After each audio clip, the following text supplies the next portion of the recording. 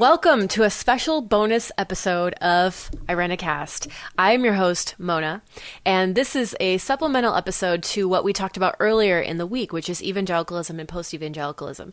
That was a more autobiographical approach, but we had so much content and so much interesting stuff to talk about, we could not fit it all in an hour. So I volunteered to do a bonus hour on church history and where evangelicalism comes from historically. So if this is not your jam, then feel free to skip this episode. This is going to be a lot of information. I just want to warn you. But in order to break things up and make it more interesting, I have invited my co-host, Alan, my cousin Alan, to come on the show and be my guest. So hi, Alan. Hello, cuz. Hello, cuz. So we both love church history. We just both like to geek out on it. And I like to geek out on it because it seems to me that it's so important to know where everything we have and see comes from, that nothing has been dropped from the sky in a perfect form, that we all are products of and interact with our worlds in ways that have both been shaped by history and are products of history. So I think it's incredibly, incredibly fascinating and important. How about you, Alan? Yeah, I love church history because to ignore people's voices is to be forever adolescent in my mind. When I started to learn to listen to other people and listen to other perspectives, I felt like that was a big step in the maturing process to become a fully formed human adult. So as a Christian, I look at it the same way. I look at it the same way. If I'm going to be a fully matured Christian, I have to pretend like the world's been around longer than I have. And I have to listen to the voices that have come before me. You have to pretend that it's been around longer? Yes, pretend. That was sarcasm. But yeah, I have to acknowledge that it's been around and then listen to people. I think that for me, overcoming this like prejudice against people who have lived in the past has been very helpful because there's so many voices out there. So when we're looking at history and we're talking about history, we're really attempting to contextualize the knowledge that we have and the present reality that we're aware of. So we want to be very careful to say that because all of history is contextual, also the telling of history is contextual based on who is telling the story.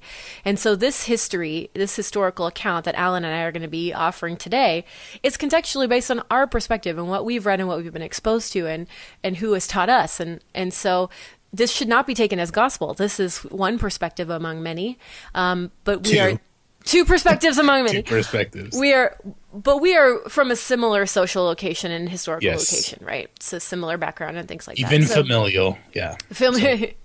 But we're not the same person. In case I know we sound alike, but you know. Anyway, so what we're trying to do is in this episode is we're trying to ask the question, where did evangelicalism come from? So in order to do that, first we're going to do two things. We're going to try to articulate what evangelicalism is as we know it today and in all its diverse forms. Which is a hefty task in itself, but we're going to try to do it. And second of all, we're going to try to trace the family tree of Christianity such that we can understand the branch of evangelicalism in relation to other branches. So we cannot talk about all of the branches in Christianity, but we can try to trace or roadmap the route to how evangelicalism came to be, how it was birthed, because as we mentioned in a prior episode, is actually a relatively new historical phenomenon. Evangelicalism has not been around for more than about 200 years, give or take. So what did that look like? How did it happen? So Alan and I have talked about this a lot in the past, trying to understand and characterize evangelicalism. So Alan, I think the first thing we need to talk about is your favorite topic of all. The Bible. The Bible. Yeah, the Bible. You know, there's a lot of working definitions of evangelicalism out there. I'm just thinking off the top of my head about several people who have talked about leaving evangelicalism. You heard that Rachel Held Evans recently put out something that she was leaving evangelicalism, right? Yeah, like in the last couple of months. That was really, I think it shocked a lot of people. Kind of interesting. Yeah, and there's been others. I think there's someone with the last name Bessie, and there's several prominent people who are claiming to have left evangelicalism, and I know even more personally who are like riding the line between evangelicalism and something that's not evangelicalism. So all that to say, it's actually kind of convoluted. People argue all the time about what evangelicalism is. There are groups of people that say this is the only definition, and others say no, this is the definition. It's this wide, it's that wide. But it all comes down to really, in my mind, two very basic things that give rise to all the other beliefs, and that is the Bible is important, and we'll talk about exactly in evangelicalism what that looks like. And also that conversion's important, that like personal saving faith, that people need to be evangelized. You need to go out and tell the good news to humans because they need to be saved and have a conversion to become a Christian from non-Christian. So like that's basically where evangelicalism is in my mind. There's probably more definitions to layer up on top of there, but yeah, I would stress especially your first point that I think you could argue pretty safely that all Christian traditions see the Bible as important, but evangelicals place a supreme emphasis on the Bible. And that's actually I stole that definition from someone. I forgot who it was, but the critics, people who criticized that definition said, well, technically that's such a loose definition that all Christians can fit into it, which is kind of true. So I agree. But the degree to which, you're right. There is some variety in that. That's not all evangelicals treat the Bible the same way. So it's important to note. But we're trying to nail down in a very broad sense, like what this is. I think another really crucial part of this movement is a focus on individual faith. It is a focus on one's personal relationship with Jesus, one's personal piety, and one's personal purity. So that kind of gets into how you treat your body and sexuality and a notion of personal sin. There's a really big emphasis on confessing your sin and getting right with God, and a fear of losing one's faith for the most part. And this will vary from congregation to congregation, but there really is a focus on the person, on the person's experience of faith and the person's expression of faith. Yeah? Mm-hmm. Yeah. And it's very, very individualized. Like I have a relationship with Jesus. I've made this decision. Yeah. It's less non-evangelical Christianity sometimes is more communal and cultural. So I think that evangelicalism, we're going to trace where that came from, individualism and what ideas that spawned from, but that's definitely a big part of it. Yeah. And another sense of evangelicalism is a dualistic worldview. A lot of people are familiar with the word worldview. It kind of means like your outlook on the world and how you see and interpret the world around you. And dualistic means basically good and evil, or a bifurcated, a twofold worldview. So, there's an heavenly realm and there's an earthly realm. There's Jesus and there's Satan, and there's good and there's bad. So it lends to kind of a black and white view on the world, that there are good things and there are bad things. And this will, there's ethics that are involved in this. It's not just a lot of times like an extreme dogmatism, but there is a very strong sense that that there is the kingdom of the world and there is a kingdom of heaven. And not all Christians see the world this way, but I think that's pretty characteristic of evangelicals. And it leads into a really strong focus often on two things that kind of spring out of that, as far as I see it, is eschatology, so the end of times, and the way that the Bible is read and taken very seriously and literally in most cases. Most evangelicals are still waiting for Jesus to come back, or waiting for the rapture, or in some formulation of end times. And then the other thing is taking the Great Commission very seriously and believing that it is the charge of every Christian to go out and preach the gospel and make disciples. And a lot of times that transmorgifies into a form of dominionism, of what is called dominionism, which means like we are supposed to spread the kingdom of God on this earth, and that has to do with political systems and cultural systems, in addition to just saving souls and getting people in church. So Christianity and evangelical Christianity becomes a very public form of faith, a very proselytizing form of faith. And a lot of times it's very intermingled with nationalism, empire building, capitalism, and nationalistic politics. So that's interesting. And again, it's not all evangelicals, but a lot of evangelicals tend to be involved in the political realm in that sort of way. So I think it really comes out of a dualistic worldview, a good and bad, the kingdom of heaven and kingdom of this earth. Do you have anything to add to that, Alan? Do you agree with that, disagree? Yeah, I agree. And I think that when people say they leave evangelicalism, I think they're modifying at least one piece of all of that, that they've been told that evangelicalism is this. So we may end up on all sorts of places on that spectrum. But tracing where evangelical Christianity came from helps us see exactly what it is. Like some of us who grew up evangelical think it just kind of came out of nowhere. Or maybe this was how it always was, is that the Bible was written and evangelicalism was born, and then that's just how Christianity's been. So I'm really excited to hear you talk about church history, because I think it's going to give us a good perspective on what exactly all of that means. Yeah, awesome. So when we come back, right after the music, we'll get into the second part, the longer part of our presentation today on church history and tracing the branch of evangelicalism through the Christian family tree.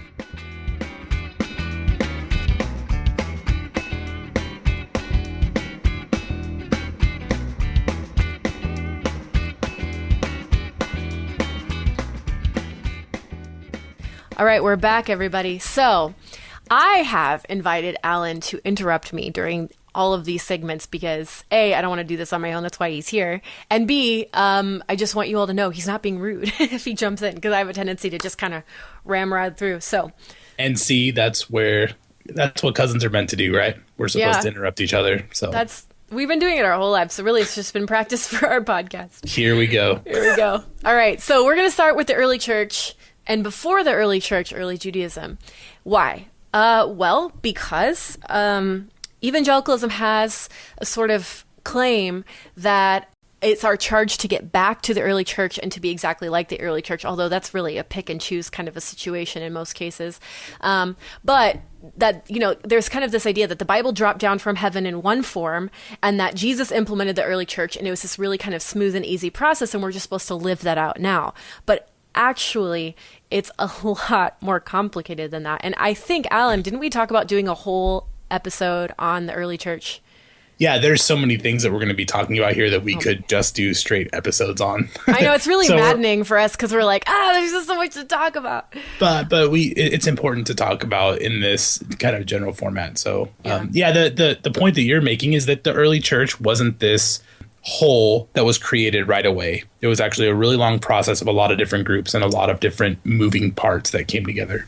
Absolutely. And the political context of the formation of the Jesus movement is so beyond important. And if you are interested in more of the contextualization of the New Testament, I urge you to go read this. It's in the Apocrypha, the books of the Maccabees, and they talk about throwing off the rulership of the Syrian Seleucid Empire and gaining political freedom, and then being conquered by Rome in about 63. So within a generation or two of Jesus being born, the Roman Empire actually marched into the Holy of Holies in the Second Temple and basically desecrated it. And it caused this huge strife between the Jews and Rome. And shortly after Jesus's lifetime, that temple would be destroyed by Rome and burnt to the ground.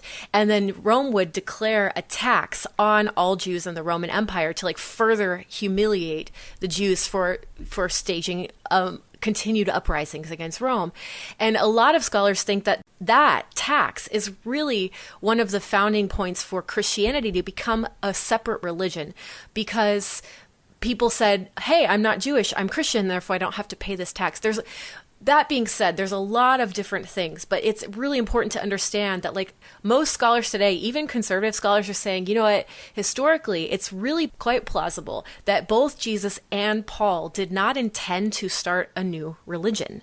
The word Christian was not used during Jesus or Paul's time. So you really have to look at that context and think, okay, what are these books and what are these writings actually saying to us? And what do we actually gather from them. The Bible was not solidified in its current canonical form until 400 years after Jesus was around. 400 years! That is a long freaking time. And in between the time of Jesus' life and that period when the Bible was solidified, you had a lot of things happening. So you have a bunch of Christological debates. So all of these theologians and early church fathers are trying to figure out, who the heck was this person, Jesus? Was he God? Was he man? How did he, did he die? Was it actually God dying in Jesus' place and we just saw Jesus' body? There's just an insane amount of questions, like developing the doctrine of the Trinity, developing doctrines of salvation. All of this took like hundreds of years to hammer out. And still to a large extent are not hammered out. And there's no like ubiquitous agreement among scholars even today about these things, of course. But all that to say is that the process of getting the Bible and getting a concept of the deity of Christ, all of that took hundreds of years to develop, and were developed by many hands, by many people, in a particular history, in a particular culture, and in a particular political environment, right? Yes. And you also have the person of Constantine making Christianity a political option, a public option. And Alan tells this great story in an episode or two to come. But do you want to give like a couple seconds, Alan? I won't say the whole story, but basically Constantine waged a war under Jesus's name and won and became the emperor. So he established Christianity, at least in a legal way, that it was now a legalized religion. It wouldn't be persecuted. And even though he didn't make it the official religion of the Roman Empire, that was the next emperor, he called together the councils that would determine like orthodoxy and would set out the list of the biblical books. But basically, it wasn't until this Roman emperor took over the country, or the empire, and called together the church that we get these like very codified ways of looking at orthodoxy and the lists of the Bible and stuff like that. Before that, there was bishops and stuff earlier in the church, but it wasn't this as tied to the political structure of the empire until Constantine. Yeah. Also, this idea that the Bible, the canon of the Bible, so the Old and the New Testament, are sacred books, that is a much more recent development than like the time of Jesus and Paul. And when scriptures are referenced in an early Jewish setting, in the setting of the New Testament, they're always referring to the Pentateuch, the books of the law, the book of Moses, and the Tanakh. So it's really, really important to realize that when evangelicals quote scriptures like all scripture is God-breathed and useful for blah, blah, blah, blah, blah, I mean, unless you do some like theological jerry-rigging, in the context of that passage being written in the New Testament, it was referring to the Old Testament, so it's really, that's why this contextualization work is so important. The other thing from the early church time period that is very important to talk about is the unfortunate penis of a man named Augustine. The story is so outlandish by today's standards, but Augustine is considered one of the great church fathers, just wrote tomes and tomes of theology and really helped shape the emergence of Christianity.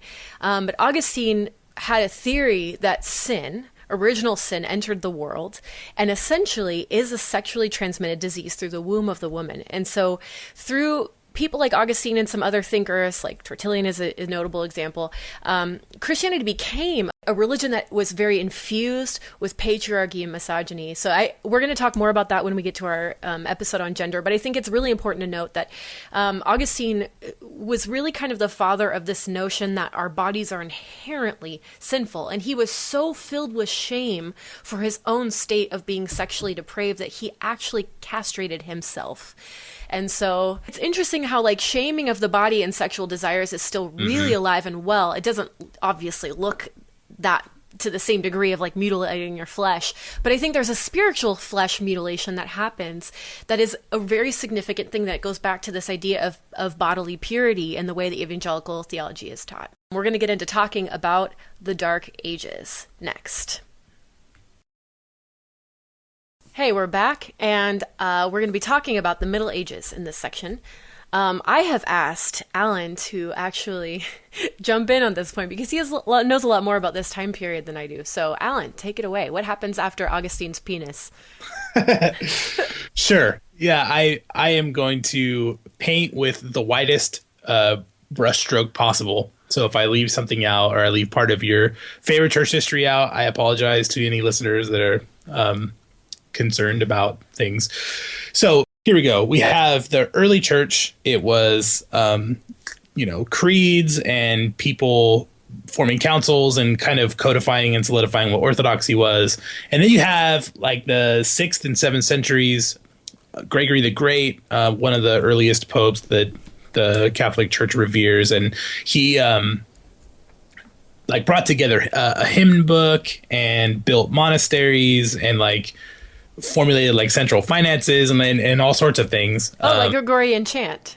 Yes, exactly. Gregorian chant. Okay, Pope Gregory. Yeah. Got it. Gregory the Great. That's where that comes from. But the Middle Ages, there's this great golden age earlier in Christian history where we have these, great Greek thinkers talking about theology and different things. And then sometimes people look at this period as more of a silent, quiet period between the building of the great monasteries and, the end of the Crusades. But there's actually two people that I would like to talk about without delving into everything. Those two people are Anselm of Canterbury and Peter Abelard. So Anselm of Canterbury, born in the 11th century and lived till the 1109. And he had a motto for his students. He was a theological teacher. He said, "I believe in order that I may understand." His entire idea about education was, I begin with my belief, with my faith, so that when I learn about the world, I can understand the world because this is God's world. That was kind of his motto. And that was like Christian theological education during the Middle Ages. But then after him, Peter Abelard, this young theological professor, critiqued Anselm and said, I think first so that I can believe correctly. And it was this very early reaction to the idea that faith gives birth to education. And this is something that's going to come up all the way down into evangelical history, is that what comes first, your faith or your knowledge of the world, and what is founded on what, and how are our worldviews shaped. But during the Middle Ages, it is pretty safe to say that a lot of superstition arose. There was problems with plagues. Part of it was problems with the Crusades. There were invaders that were coming from non-Christian countries and nations. And so basically there was a series of crusades put on where Christian kings of different kingdoms got together and attacked the Turks and things like that. So this whole period of history is kind of like a dark time.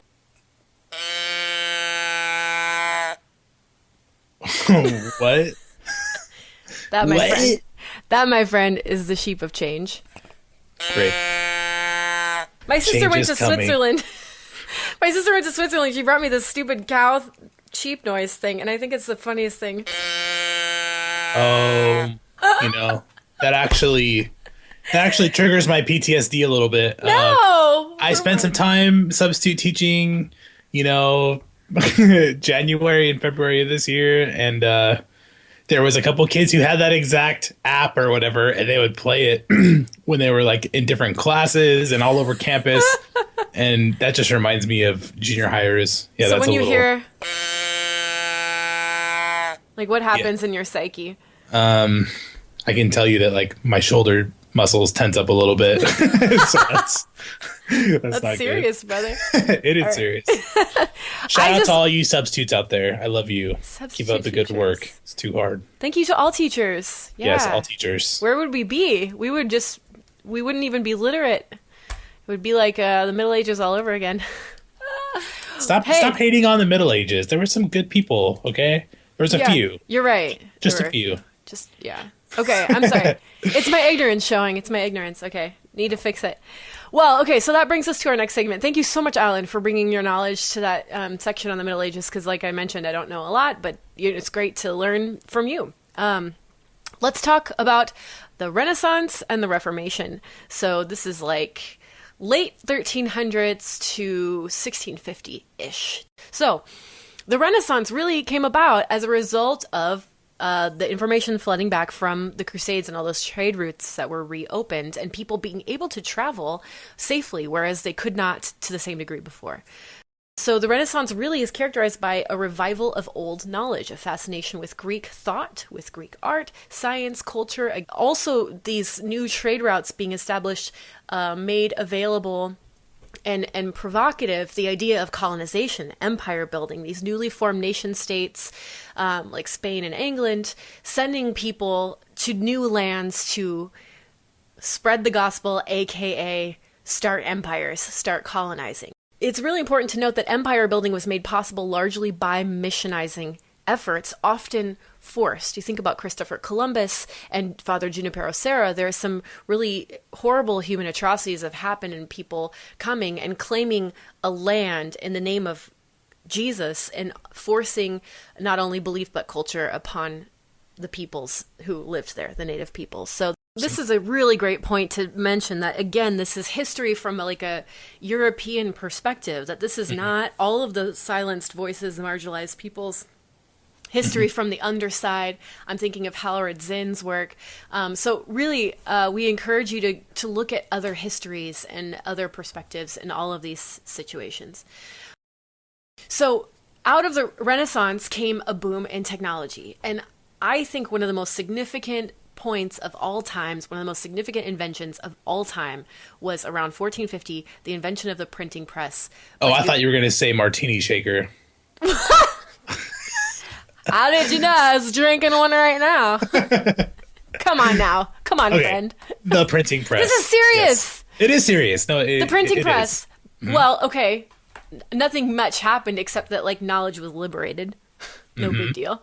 Mm-hmm. But really, okay, so before this time period, books were aristocratic. Books were like priceless. They're copied by hand, a lot of times illustrated to demonstrate that that knowledge belonged to the powerful. But when the printing press was invented, slowly this idea came to be spread that every person could be literate and could have the right to own books and to own knowledge. And this is a complete and utter revolution in human thinking, at least from a Western perspective in Western history. A lot of scholars argue that this instance of technology was the birth of the modern sense of self, that a self is a thinking, autonomous individual. And that is so important for the history of faith and what would come next. Who is that guy, Alan, that you mentioned, who came before Luther and Calvin? Yes, Desiderius Erasmus. Desiderius Erasmus. That's fun to say. You know, if I ever get another dog, that's what I'm going to name my dog, Desiderius or something. Desiderius. Yeah, that's fantastic. Awesome. He actually argued for the return to studying Greek and Hebrew. There was some people who studied that before him, like Jerome, like much further back, but he was the precursor. He was not a reformer, but in like the middle 1400s, he was making the argument that education is super important and that we need to get back to the Greek and Hebrew manuscripts. And that's kind of what led to Luther and Calvin and all these people saying, you know, sola scriptura and stuff like that. So Desiderius Erasmus was the precursor. Yeah, so Erasmus, and then you have the printing press and the idea of knowledge liberation, and you have the emergence of the individual self. And then you have Luther and Calvin saying, hey, we need to peel away from tradition and hegemonic church domination, or so they kind of thought, that they wanted to get back to the quote-unquote true spirit of the Bible and the gospel. If we're going back to the original text, if we're going back to these original ideas, like we want to get back to what it really means to read the Bible and to not prioritize tradition over that reading. And then along with this, you have the continued rise of modern nation states. So the political aspects of how the Reformation actually took root is like so important, because as local princes wanted to consolidate their power and wrestle land and power and influence away from the Holy Roman Empire, the Holy Roman Church, a lot of them embraced Protestantism. And this is a lot of Calvin's success in Geneva politically in posturing the Reformation in such a way that it is like a political alternative to Catholic empire and Catholic hegemony. And so a lot of the anti-Catholic rhetoric that you get even in modern times kind of springs from this time period of rejecting the Catholic Church as a dominating force and instead going into a more autonomous and individualistic sort of faith and sort of political order.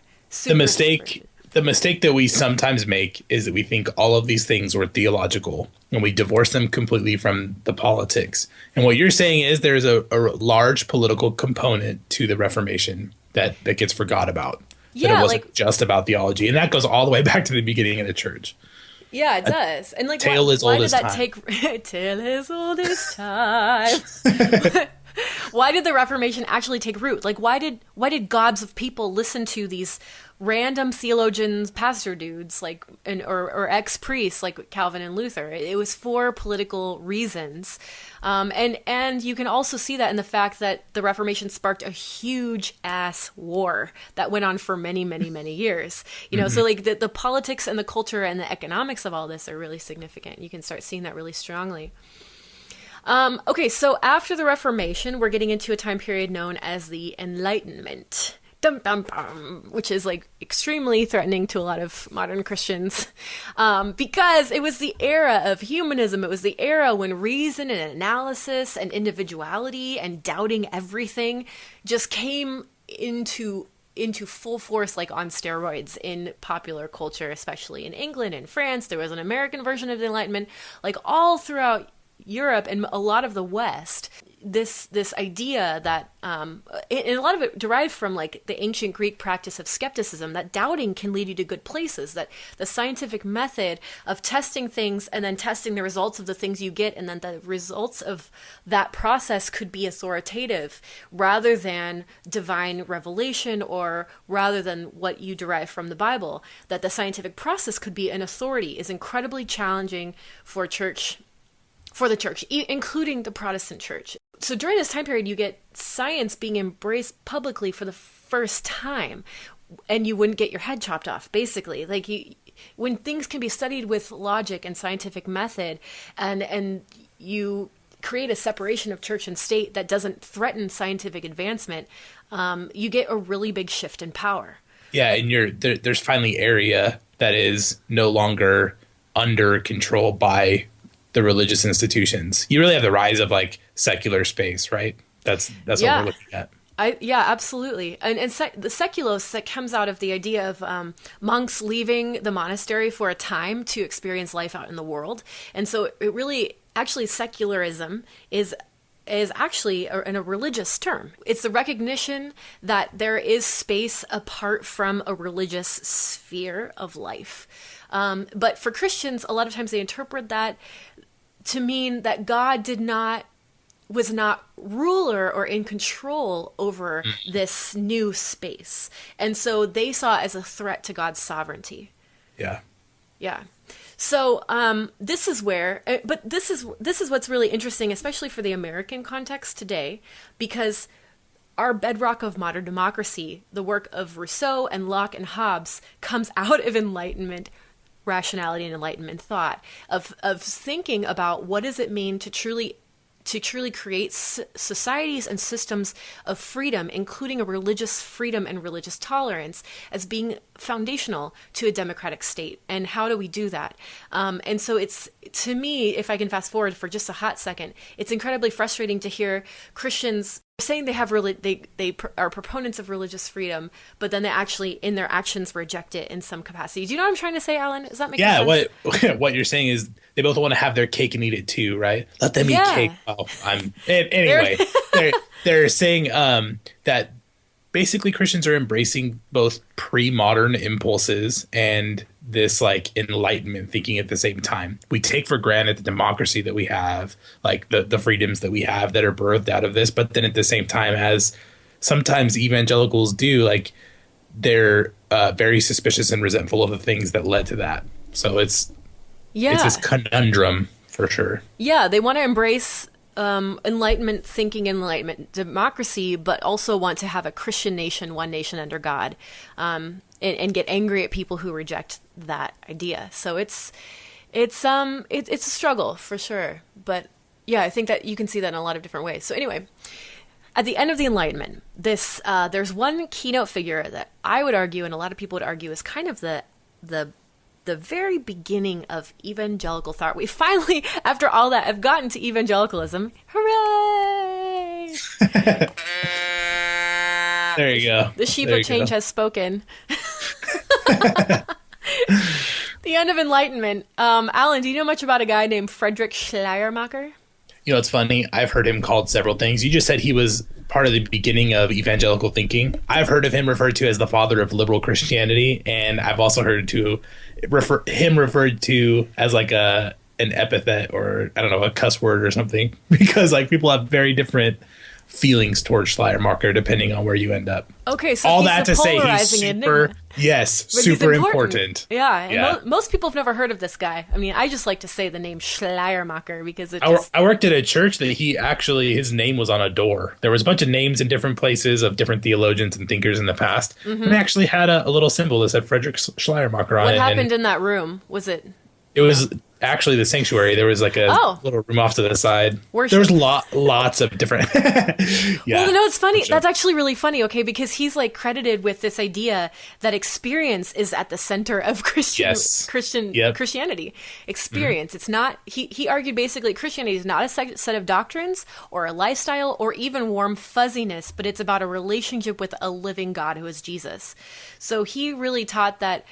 Essentially, or maybe you should read his stuff because I don't want to like speak for him as an interpreter of Schleiermacher because I haven't read a lot of him. But as far as I understand his work, it was a proponent of the idea that Jesus is not an object of faith, but a mediator of active and present faith now. So it doesn't matter so much the historical context of how Christianity came to be. What matters is what it is now and how the individual experiences it. And so some people would say he's just subjective, and that's what like questions their objective faith or whatever. He would say that it's a subjective thing. Well, yeah. When you think about it, he's writing in the context of Enlightenment thought and this huge priority of scientific rationality. He's trying to say, no, guys, like you're overthinking it. Just and it's obviously much more nuanced than that. But when people react to Schleiermacher, that's like the charge that they level at him. That you're breaking down capital T truth. That kind of thing. Well, yeah, but you have to read them in context, just like any of these other people we've been talking about. But kind of what came out of Schleiermacher's thought, I mean, he was in Germany, so like these ideas, it's like a game of telephone. Like by the time they get to like England, they're changed and warped and things like that. But ultimately, kind of what came out of Schleiermacher's thought, or maybe he like expressed the spirit of the age, was that we're supposed to spread the gospel more than we're supposed to think about it. So as the Enlightenment moved across Europe, valuing reason, analysis, individualism over traditional lines of authority, including the authority of religion in the Bible, you have this other big reactionary movement, including or not including Schleiermacher, depending on how you read him, but there's a movement of people who are saying, no, you've got it wrong. Like the Bible is supposed to be the center and a relationship with Jesus is supposed to be the center. And what comes out of that is the First Great Awakening, Jonathan Edwards. Yes.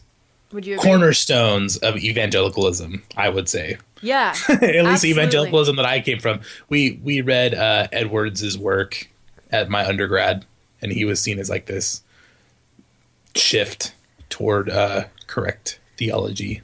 Well, it's interesting. Everybody always reads Sinners in the Hands of an Angry God by, that famous sermon. It's like, you're suspended over hell and it's only the grace of God that saves you from like him dropping you into the fires.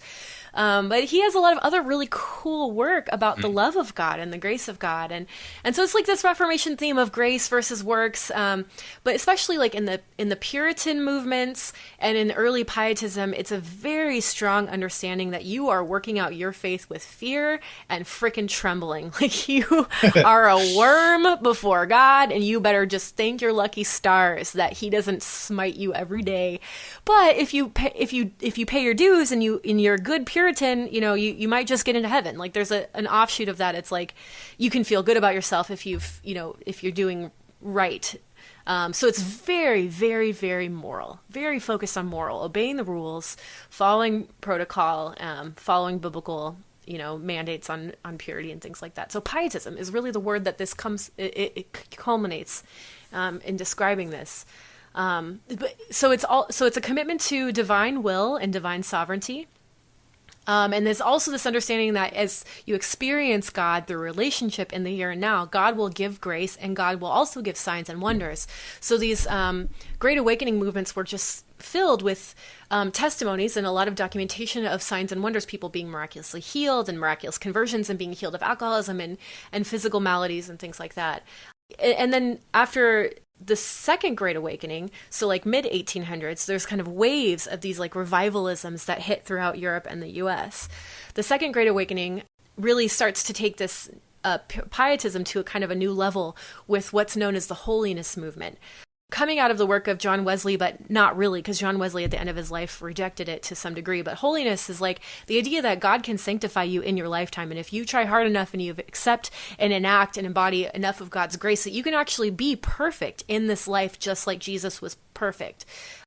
So I think it's interesting to note, because a lot of people so my denomination, Assemblies of God, came out of a holiness tradition. It came out of conservative Wesleyanism and Methodism, and then took a Pentecostal turn, but I had no idea that I was connected to this lineage of holiness, going back a couple hundred years. So that was really interesting when I figured that out. It's like they were, there's a lot of emphasis put on the second experience after you become a Christian, after you've been evangelized and you've converted.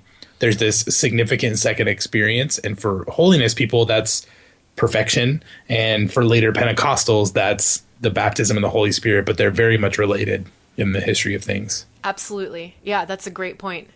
So if you think about thinkers, I mean, you probably have read these kinds of guys in your churches. If you grew up in any sort of pietistic or holiness strain of church, John Wesley, Charles Spurgeon, Charles Finney, D.L. Moody, all of these guys. Do you have any to add to that list, Alan? Yeah, my undergrad even had like Spurgeon Day, where we celebrated Charles Spurgeon. Yeah, wow. Yeah, and it's a little different. We were kind of Baptist-ish, but the holiness movement was different than us. That's like Methodist and Nazarene and stuff like that. But those are D.L. Moody, really important people in the history of evangelicalism. Yeah. So you might be very familiar with these names, but not really know what time period they come out of or what movement they come out of. So I think it's cool to contextualize that. So the evangelists of this time took a few things very seriously that have come to really characterize a lot of modern evangelicalism. So this is where evangelicalism becomes congealed in a modern form. So the evangelists of this time took the idea very seriously of a personal Christianity and began to teach that all of society should be transformed through discipleship, meaning that if you preach the gospel to enough people, there's kind of like a critical mass, and like the more people that follow and love Jesus, society begins to be ordered. So it's not very important that you focus on social systems themselves, like political systems, but if you just preach the gospel enough, like society will become more moral. So they took the Great Commission very seriously, very literally, and they preached out of a reaction to Enlightenment ideals that seemed threatening to them. So like the idea that knowledge puffs up, that the only book you need is the Bible, that Jesus can give you the grace to lead a sinless life, you should spend your time helping people, go to tent meetings, but that's all you get on earth. You're supposed to wait until you get to heaven to enjoy yourself, kind of a thing. Like, enjoy yourself at the altar and singing hymns, but then like go home and just don't do anything bad, That's really simplistic, but it really is like an incredible otherworldly focus. Like, like Some Glad Morning, I'll Fly Away. Like some of these hymns are from this time period. I shouldn't say that crap. I don't know that for sure.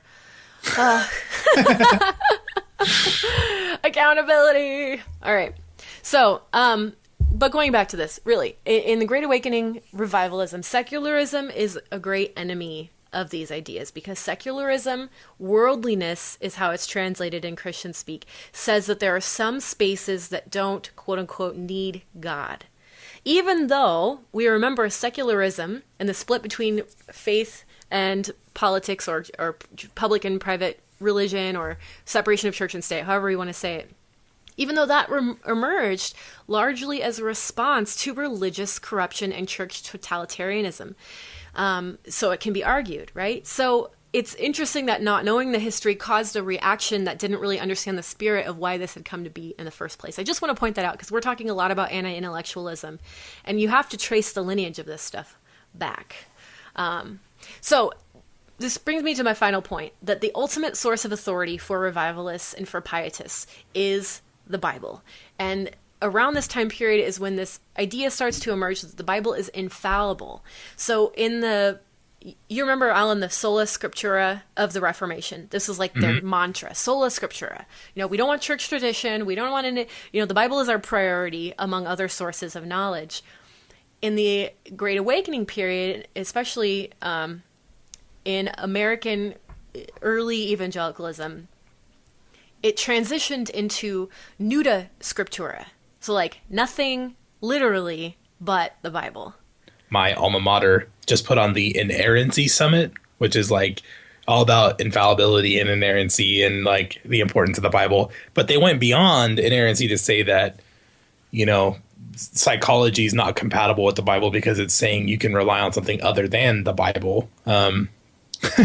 It's a really like radical approach, even for evangelicalism. It's called nouthetic counseling. But anyway, that's saying stuff outside of the Bible is not necessarily helpful because the Bible's all we need for our own private lives. Nuda scriptura. Yeah, and so again, this is middle of the 1800s. So that is a very historically new idea, essentially, that really the only source that you need is the Bible. I really do think that Luther and Calvin would reject that implicitly because both of them were scholars. Yeah.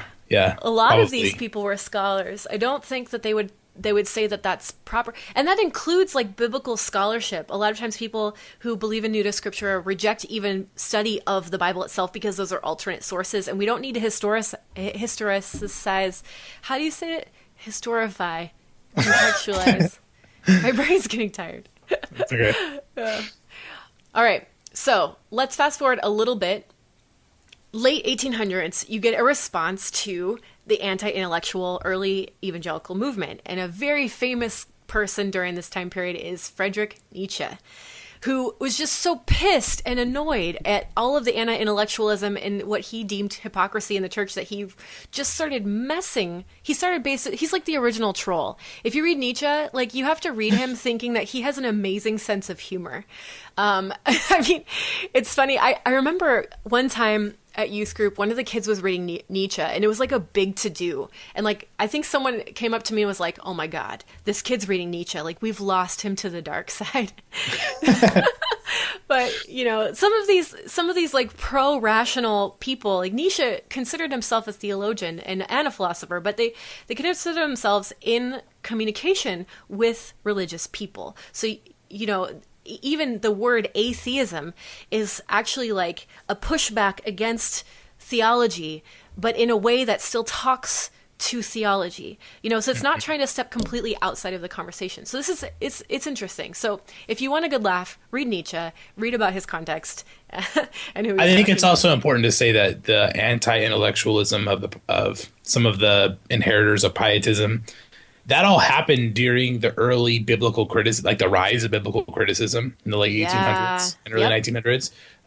People were looking at sources of the Bible and studying it from this very scholarly perspective, and some, discoveries were being made, and people were questioning some of the historicity of certain accounts, or maybe the Pentateuch didn't all come from, like you said before, Moses, or maybe there's more sources, and so those theories fueled anti-intellectualism because this knowledge is dangerous because it's destroying the centrality of the Bible. That was all happening at the same time in the 19th century.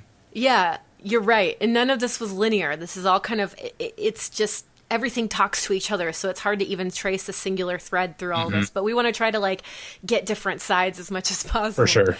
So after the U.S. was recovering from the Civil War, so late 1800s as well, there was a strong social movement of trying to enact Christian sort of ideals in the public sphere. So like labor reform, like the end of child labor, humane working days, factory conditions improving, free education, a lot of sort of welfare type systems, and eventually like women's suffrage. All of this comes out of this idea in the late 1800s that came to be known as the social gospel. One of my favorite theologians is from this time period, Walter Rauschenbusch, which is also a fun name to say. But kind of this idea that we can bring the kingdom of God to earth and show people love through improving social systems and enacting justice in the world in positive ways. And that will be enough to compel people to come toward God or not. And that's okay too, So a lot of social progress was made during that time period. And later in like the 20s and 30s, there would be another cycle of pushback where a growing movement of people called fundamentalists. This is where one of the original uses of the word fundamentalist came, is that these people said, no, we reject your social gospel because it's really distracting us from spreading the actual gospel, and you don't have enough of a focus on individual morality and piety. So because the social gospel people said, hey, we're going to focus on evils that are implicit in big systems and institutions. We don't care so much about individual morality. We want to look at evil that's like perpetuated in big systems.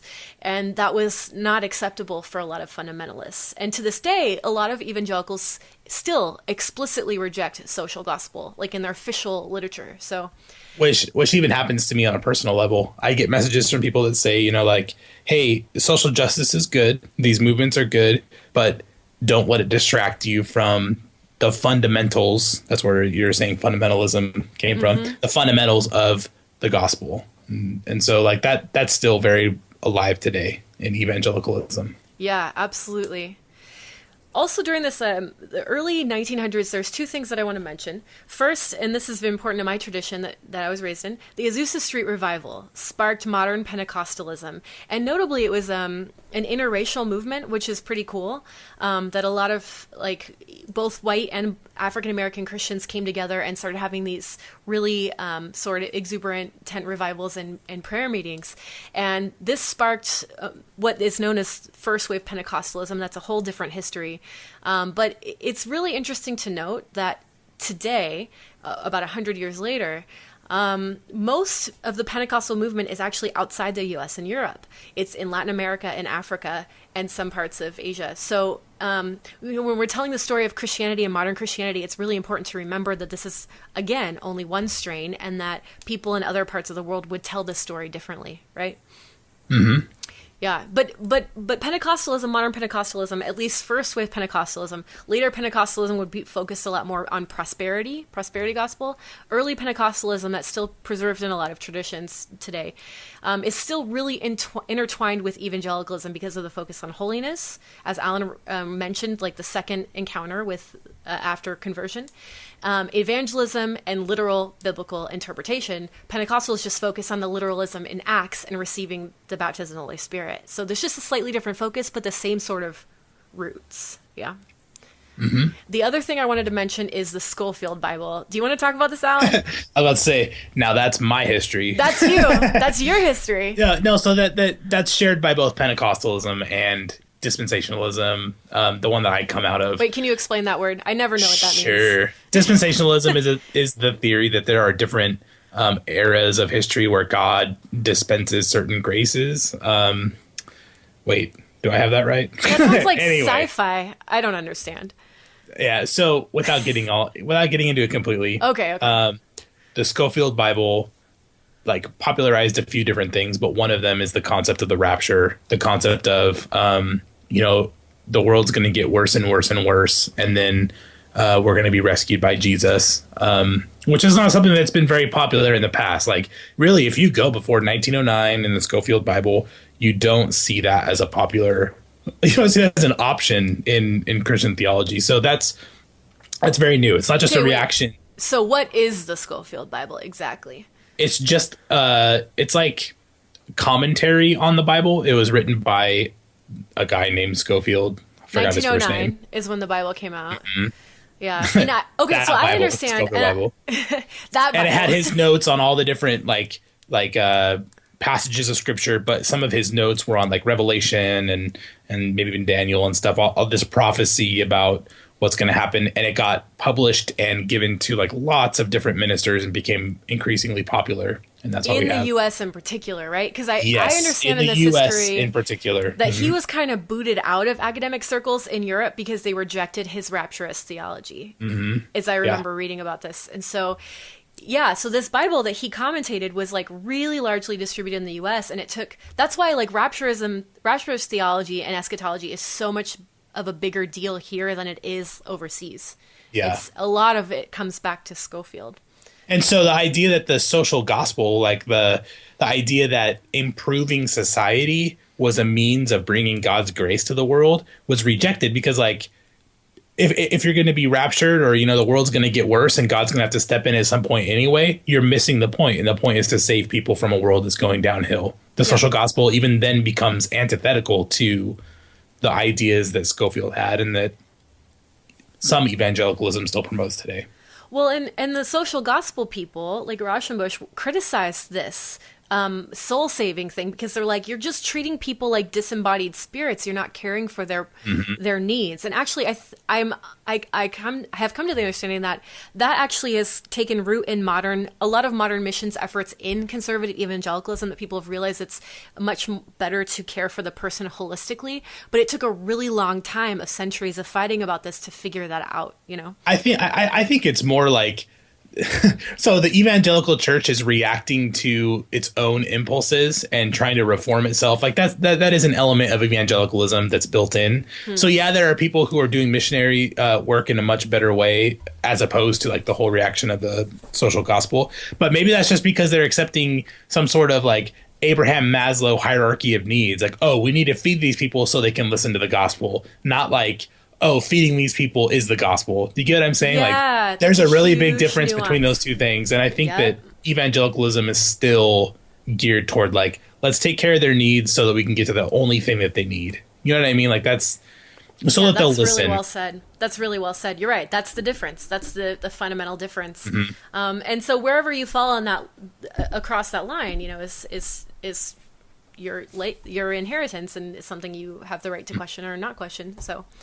Anyway, this brings us to our next time period. I know it's stupid, but it's so funny. The sheep of change! All right, World War II. One. I can't count. World War I and World War II. Right? Bright spots in human history. Bright spots in human history. Well, okay, so when World War I hit in particular, ripples of shock went through all of society, right? Family estates were dismantled because up to half of European young men were killed. You have like an insane reordering of society. You have women going into factories. You have people of color fighting alongside people who are white in the trenches, and everything gets upended. And especially in Europe, so much of society is physically dismantled because things are bombed. And, so I think it's hard for us who have never lived through war to understand the psychological decimation that occurs, including myself. I try to grasp it. But thinking about how insane psychological damage happened during this time period, it's important to note that a lot of people who are anticipating Armageddon interpreted these wars as Armageddon, and they thought that it was the end of the world. And I've read scholars who say that when it wasn't the end of the world, especially in Europe, this was one of the epicenters of time when Europe kind of transitioned to becoming post-Christian. They just kind of lost all interest in Christianity to a large extent, because Christianity, not only did Jesus not come back, but Jesus did not save them from enduring all of that hardship and pain. But the U.S. did not have really that touch our soils. Of course, we lost people in the wars, but we didn't experience our own property getting blown up. Pearl Harbor is like the one exception, but for the most part, our societal infrastructure stayed relatively stable compared to what Europe had gone through.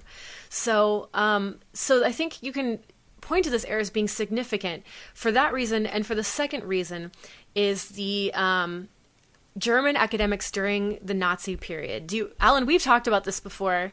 I just recently learned about this. So remember back when we were talking about the Great Awakening and biblical infallibility and Nuda Scriptura, not needing any sources outside the Bible, which kind of end up like taking the historical context out of the Bible. Well, in the World War II era, you get that on the academic side, which is really fascinating. I want to make a quick shout out, and you can read more about it if you're interested. In Nazi Germany, the church really became wedded with the Nazi agenda, right, and the Nazi regime.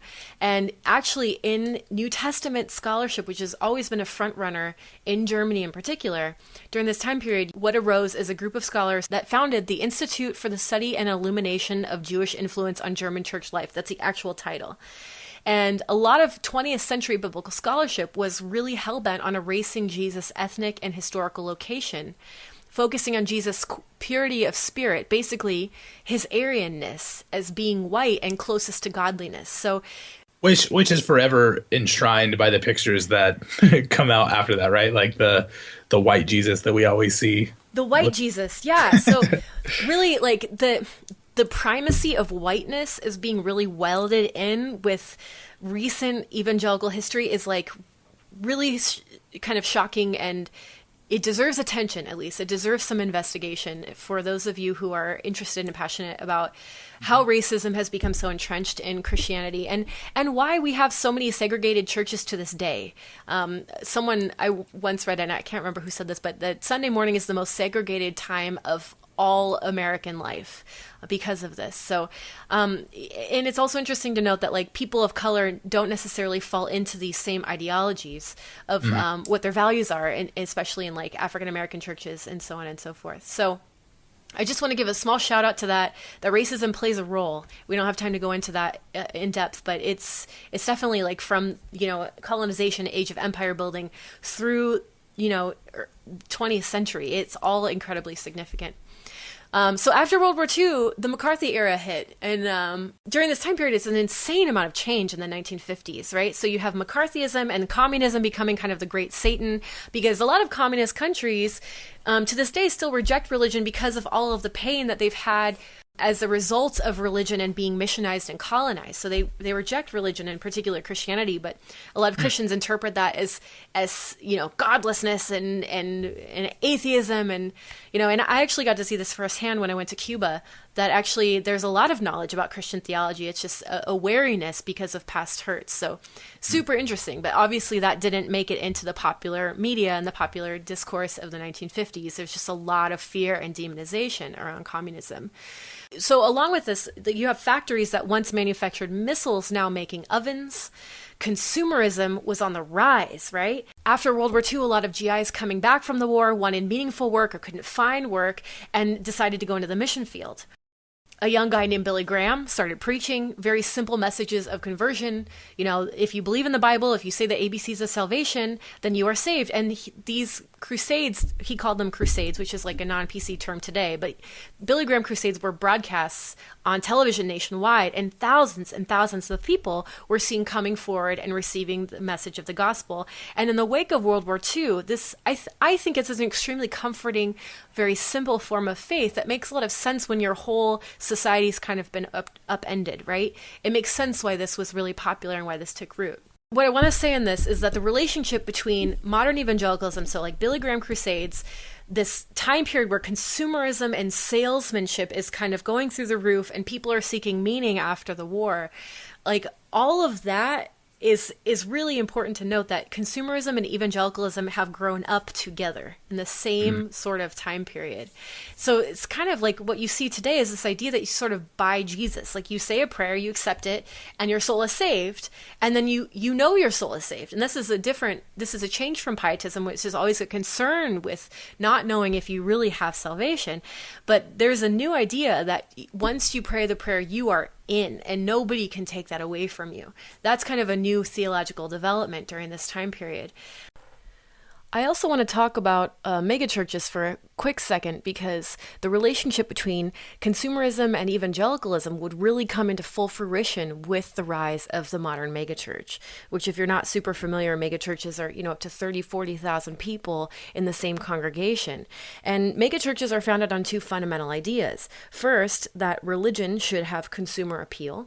And second of all, that religion or religious experience can be mass produced. So these churches borrow ideas from the world of business and marketing. Consumerism are on the rise with evangelicalism would have huge implications not only for church culture and church structure, but also for capitalism itself down the line. So when we're talking about the time period of the 1950s, it's important to note all of the cultural shifts that are causing really big change and the implications they would have later. And it's also a really big change to have this sort of uber instant conversion. So like in the early church, new converts were required to take classes for up to 6 months before being even allowed to pray with the church community.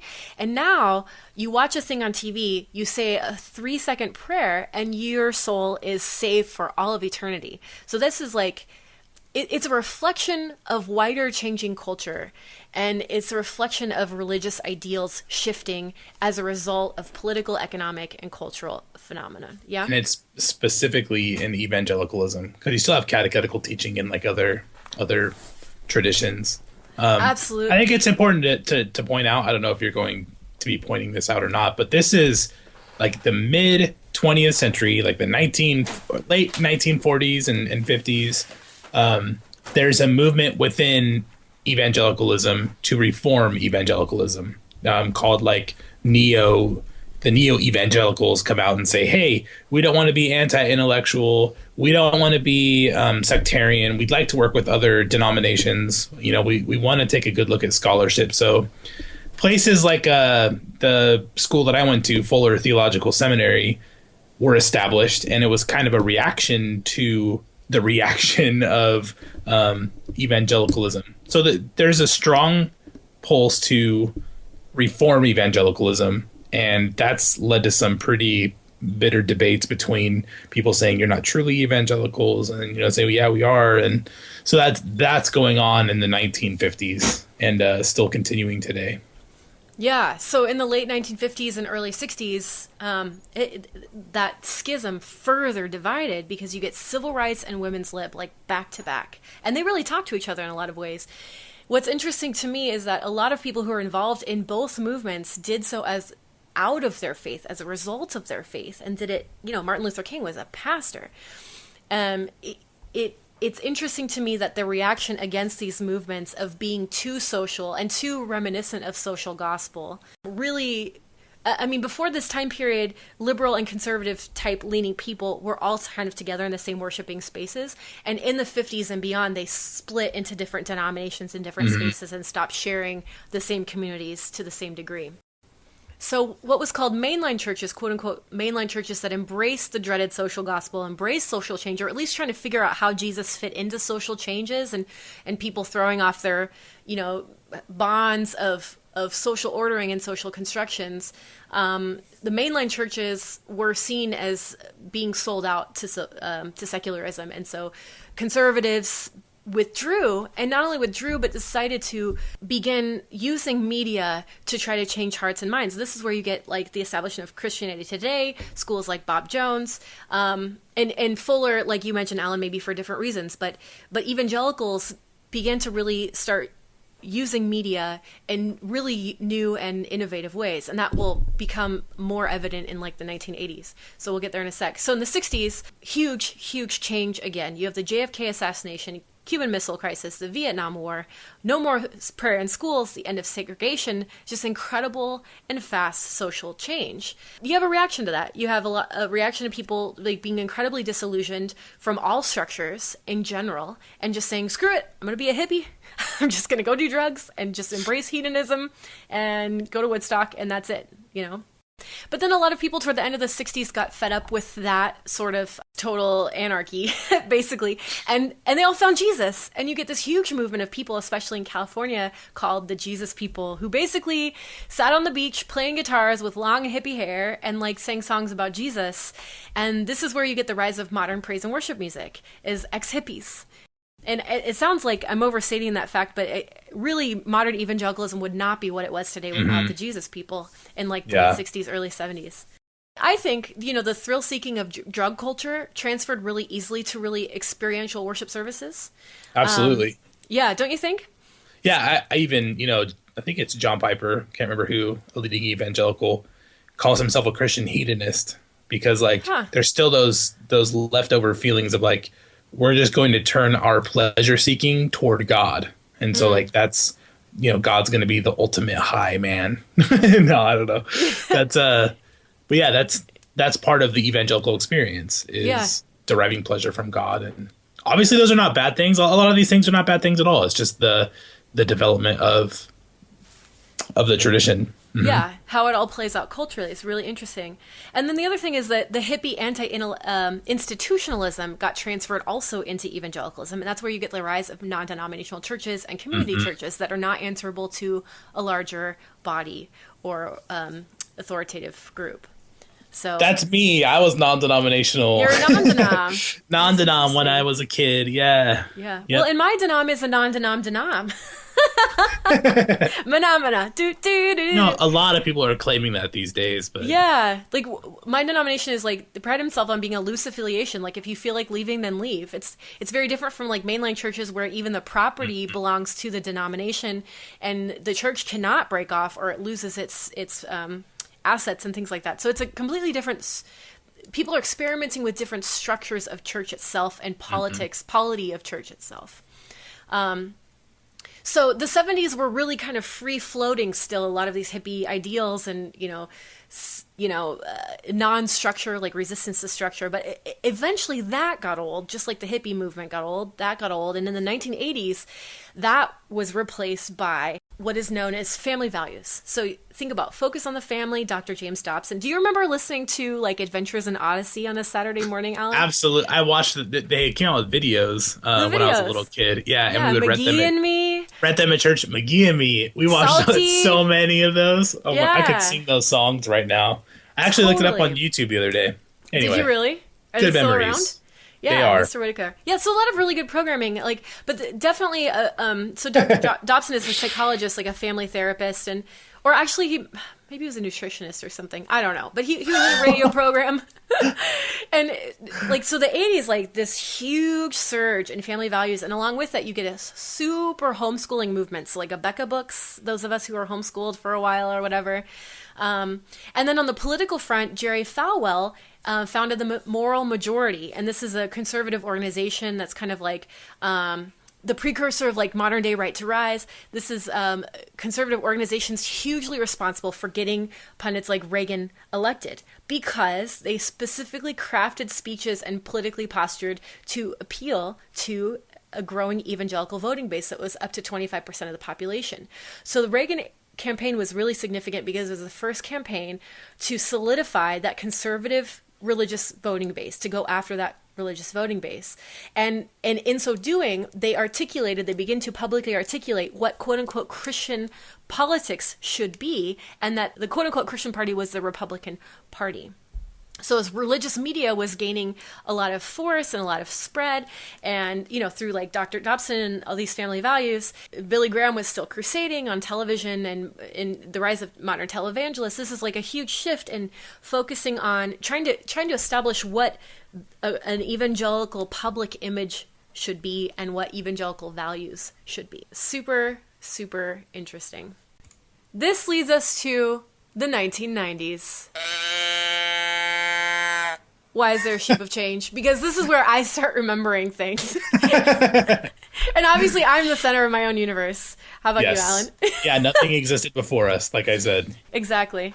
Well, so the 90s, as the family values thing continued to progress, the 90s saw a rise in a fascination in the secular world of the occult, and correspondingly in the Christian world, a preoccupation with the occult. What do I mean by that? Well, you have like rock and roll culture, the idea of selling your soul to the devil to become famous, a lot of popular occultism, like starting with Rosemary's Baby in the late 60s, but all the way through, like up until the 90s, and through the 90s, this popular fixation on demons, Satan, the occult, do we embrace it? Do we fight against it? Do we exorcise people? The Christian right was like increasingly freaked out about this and interpreted a lot of things, and this is my read on the 90s, that you can disagree, but interpret a lot of like popular phenomena as like Satan-centric. Satan-centric. Yeah. So like, for example, the growing AIDS crisis,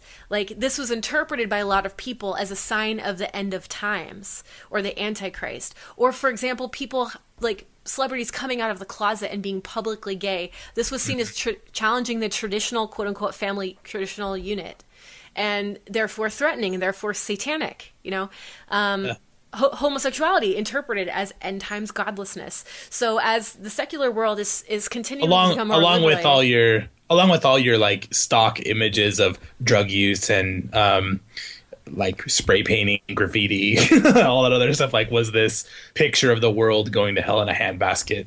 Like that just fit the picture as well. Yeah, and as the millennium inched forward, you had also all the Y2K freakouts. Do you remember this, Alan? Yeah, we actually cleaned out my bathtub and filled it up with water just in case. Oh my goodness. I mean, there have been different times in history where people were really afraid of the end of times, but that was particular. I remember the heightened sense of fear that Jesus was coming back is like insane. And then the Left Behind books came out, It's just like all of that. Which I read and loved, because that's your good dispensational theology right there. Left Behind, and the movies and the Omega Code and all this, in Christian culture. So it's like a fascination with both Satan and the Antichrist and the end of times. So when the end of times did not come when the clock struck midnight in the year 2000, what hit just a year later? 9/11. 9/11, yeah. Mm-hmm.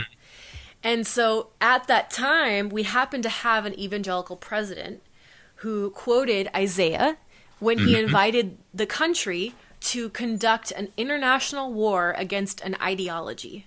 The way this was positioned in these speeches and the way this was, we were positioned as a country is really enacting the wrath of God against our enemies. Yeah, and sometimes people disagree with this. They say, "Oh no, that's not true." But like, if you do listen to the language that was used when the war on terror began, it's religious metaphor, like standing on a ship, quoting a hymn, quoting Psalms, all sorts of things that show that we are, and the language of good and evil and all of those things made our war on terror an evangelical war. And the way the church responded only confirmed that. Yeah. And then a couple years later, you have The Passion of the Christ coming out with Mel Gibson, which is arguably really anti-Semitic, but also incredibly, Mel Gibson's Catholic, but the evangelical world really took this and ran with this. And I've read articles of people are actually talking about how violence in particular has really become eroticized and glorified in a lot of evangelical, communication and aesthetics, so like we're gonna enjoy almost watching The Passion of the Christ. We're gonna relish the violent nature of it. And so I actually heard a story. This is like I have a hard time not finding it funny. It's horrible. Okay, so right after The Passion of the Christ came out, there was a church in Pennsylvania who dressed someone up as the Easter Bunny and then proceeded to flog and crucify the Easter Bunny and saying, "Hey kids, I remember that. You're sad about the Easter Bunny dying, but the Easter Bunny isn't even real. Like, think about Jesus dying." And like the kids are like, "Ah," and I'm sorry, it's like so funny, but it's also terrible, right? But people taking this very, very seriously and. So anyway, Passion of the Christ, and then a few years later we have Obama getting elected, and really I think a lot of people are saying that like from 2008 to 10 is really the kind of the peak and the beginning of the decline of the evangelical movement, and so that's what I want to talk to you about, Alan. I have some theories on this, but what do you think? Why do you think people are predicting the end of evangelicalism or are starting to document like a fall in numbers? So people have been pointing out, like maybe 5 years ago, like maybe like 2008, how evangelicalism was still very viable and growing, whereas mainline, had been dying for a while. But now evangelicalism is losing numbers, just like mainline churches are. And we're seeing these giant evangelical institutions closing down, like even in the last year or two, and people moving away from it. So it's really hard to see like where it's all going. But I don't think evangelicalism is going to have quite the pull that it used to. I think that there's a very vocal center to evangelicalism that's going to continue isolating the people that are trying to be evangelical. You get what I'm saying? Like, there's a lot of people who are saying you are not an evangelical when people are honestly trying to be evangelical. That's not just my experience. I'm really like trying to, and maybe this is wrong, speak for a bunch of other people, but I think that leaders are going to continue isolating people that are on the outside of that tradition, and then it's really going to, I think it's going to head downhill. That's my opinion. I think there's going to be something different. You think that dogmatism works against itself? Yeah, I think so. I think that, and like Christianity's not disappearing. I mean, like we're still going to be around. It's just going to be, and that's what we talked about in our episode. Is that we personally are in this post-evangelicalism, and I do see a future of post-evangelicalism, and hopefully Christianity doesn't. That's actually a conversation that's probably different between me and other Christians, or me and you. Like I hope that doesn't dissuade the next generation from being Christian at all. I hope we can forge paths that are authentically Christian and are connected to a historical Christian past, but can find a way through this crisis that I think we're headed toward with the evangelical world. Maybe that's because I'm crazy premillennial background is telling me that the world's going to end. So maybe that's why I have that kind of prediction. just want to throw that out there. It's still in maybe there somewhere? Maybe it's still in there somewhere. Yeah. Maybe I'm doom and gloom through and through. Anyway.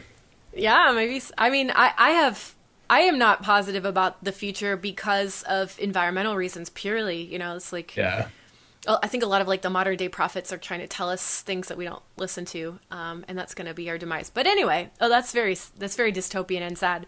But okay, so I want to talk about the internet, because to me, as a child of the internet, it's like the new printing press, right? You have access to information, you have the ability to talk to people who are very different from you in real time across the world.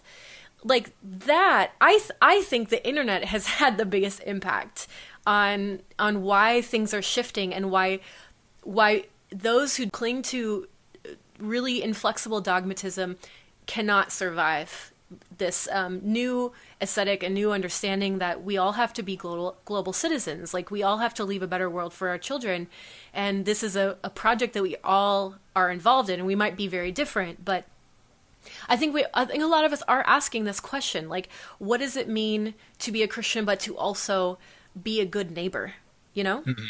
And I think anytime something huge like this happens that messes with personal identity, or not messes, just changes it, like you've seen reactions in religious culture. So like we're reauthoring what it means to be a person, what it means to be in community, largely because of technology. And so I think to follow are going to be new ways of being Christians in the world, for sure. Yeah. I mean, because we live in the age of like the Tea Party and Westboro Baptists. It's interesting to see how sometimes those groups are like, they're like anti-marketing almost, right? Like if they become the most squeaky wheel of what evangelicalism is, then people get turned off to it. So, it's interesting. It's interesting also that you mentioned Rachel Held Evans, and I'm thinking of other like big evangelical names. I'm thinking of Rock Bell, who has gotten in big trouble with like the more fundamentalist, I guess you could say, or people like John Piper for rejecting a notion of hell, for example, in the last 5 years. And then Mark Driscoll, who they used to work together, right? Yep. And to watch what happened with the Mark Driscoll story and everything that's come out of that. C.J. Mahaney and Sovereign Grace. And there's just a lot of like, I think the internet was a large reason why those institutions are starting to like come apart at the seams. Maybe that's an overstatement, but I think that there are a lot of people who've suffered trauma, and they've been given the power to speak about it and to talk back to the evangelical institutions that historically were above criticism, but now because of the internet and because of blogs for Mars Hill survivors or whatever, there's this real dialogue between people who have been isolated by evangelicalism and the evangelicalism they've been isolated from. So it'll be really interesting. Yeah, it will be. It will be, and maybe we are moving to a post-religious age. Maybe, and that's possible as well. So like what to do with that. I mean, that as a liberal, that doesn't bother me at all. Cause I think, I really do think that, and this is funny cause my friends and family who are like very conservative are always like, well, you're a postmodernist and you believe in relative truth and I believe in absolute truth. But I, Mona, like believe in absolute truth. I think truth folds back in on itself, and truth is always going to be the ground of our being, like Paul Tillich says. And if there's one takeaway, I mean, like, if we want to give a takeaway or whatever from this, that I would want to say to Christians, if you are listening to this and you happen to be a Christian, is that I would encourage you to see yourself as a part of something that's a lot bigger and more historical than sometimes we tend to think. You have a lot of cousins in church history of people who said that they believe so they can think, and some people that said they think so they can believe, and people that encourage doubting, and people that said, don't doubt. There are people all over our family tree, and I would just encourage you to see Christianity that way, to realize that there was, that God has existed before us, and God will exist after us, and that Christianity existed before us, and there will be generations after us, that the world's not necessarily ending right now. And just to take a wider view of even humanity, even outside of Christianity, and to realize that, like, we're all doing our best to figure out and be genuine, to genuinely live what we believe. And so I think that's what Christians have been doing for a long time. And what you said, Mona's really well spoken, to like love people and be connected to them in the most life-giving and genuine ways possible, I think is what church history encourages me to do. That was so perfect, Alan. That was such a perfect wrap-up. I couldn't have said it better. Thank you so much for joining me in this marathon of whose idea was this? Whose idea was it to do this in an hour? All right. Oh. But you slugged through it with me. And I really just have one more thing to say. The sheep of change is blowing. You just ushered in a whole new era there. It is a new era. I have spoken, Leslie. Mona has spoken.